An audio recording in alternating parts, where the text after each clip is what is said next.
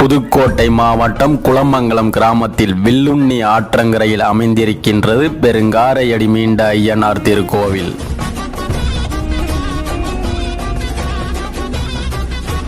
இந்த கோவிலின் முன்பகுதியில் ஆசியாவிலேயே மிக பெரிய குதிரை சிலை 33 அடி உயரத்தில் அமைக்கப்பட்டுள்ளது.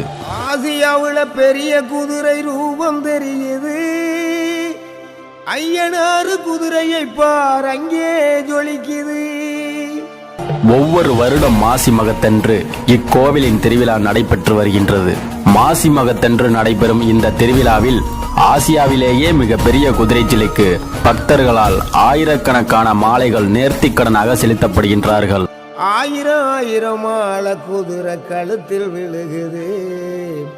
மாசி மக திருநாளில் மக்கள் திரளுது. இந்த கோவில் எப்படி உருவானதென்று ஊர் மக்கள் நம்மிடம் சொல்லும்போது நம்மை மெய் சிலிர்க்க வைக்கின்றது.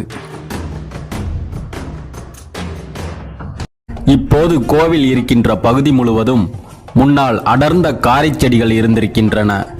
அங்கு முன்னோர்கள் பெரிய காரை செடிக்கும் கீழ் பொங்கல் வைத்து வழிபட்டு வந்திருக்கின்றார்கள்.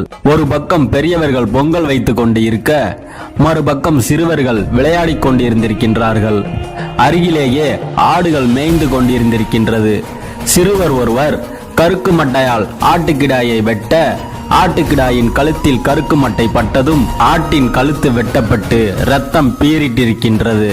இரத்தம் பீரிட்ட இடத்திலிருந்து காரை செடிக்கும் கீழ் சுயம்பு வடிவில் ஐயனார் உருவாகியிருக்கின்றார். அதற்கு பின் அந்த இடத்தில் கோவில் கட்டி வழிபட்டு வந்திருக்கின்றார்கள் ஊர் மக்கள். இந்த வரலாற்று கதையை புதிகை மணிமாறன் அவர்கள் வையகமே போற்றுகின்ற வரலாறு என்ற வரிகளால் பாடலாக உருவாக்கியுள்ளார்.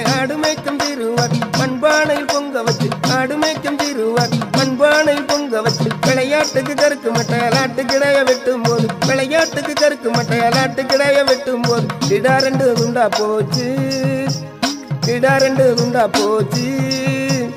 ஐயனாரு தோன்றி எங்கே 62 சாமியோட ஐயனாரு கோயிலாச்சு.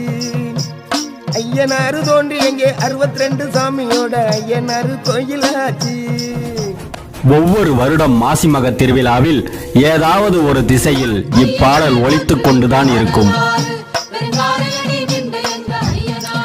இந்த கோவிலில் ஐயனார் வாகனமாக குதிரையை பயன்படுத்தி இருக்கின்றார்கள். அப்போது இருந்த இந்த ஊர் ஜமீன்தார் ராணி அம்மா சுவாமியிடம் வேண்டிக்கிட்டு பெரிய குதிரையை நேர்த்திக்கடனாக கட்டியிருக்கின்றார். இப்போது ஆசியாவின் மிகப்பெரிய குதிரை சிலையாக காட்சியளிக்கின்றது. இந்த குதிரை சிலைக்கு மாசி மக திருவிழா அன்று ஆயிரக்கணக்கான மாலைகள் பக்தர்கள் நேர்த்திக்கடனாக செலுத்துகின்றார்கள்.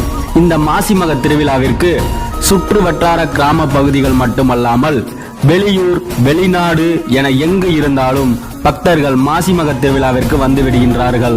பக்தர்கள் குதிரைக்கு மாலை செலுத்தும் நேர்த்திக்கடனை ஒருபோதும் செலுத்த தவறுவதில்லை. திருவிழாவிற்கு வருகை தரும் பக்தர்கள் அனைவரும் அன்னதானம் கொடுப்பதாக சிலர் நேர்த்திக்கடன் வைத்துக் கொள்கின்றார்கள். மாசி மக திருவிழாவிற்கு வருகை தரும் லட்சக்கணக்கான பக்தர்களுக்கு அன்னதானமும் வழங்குகின்றார்கள்.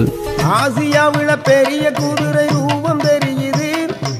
ஐயனார் குதிரையை பார் அங்கே ஜொலிக்குது. ஆசியாவுல பெரிய குதிரை ரூபம் தெரியுது. ஐய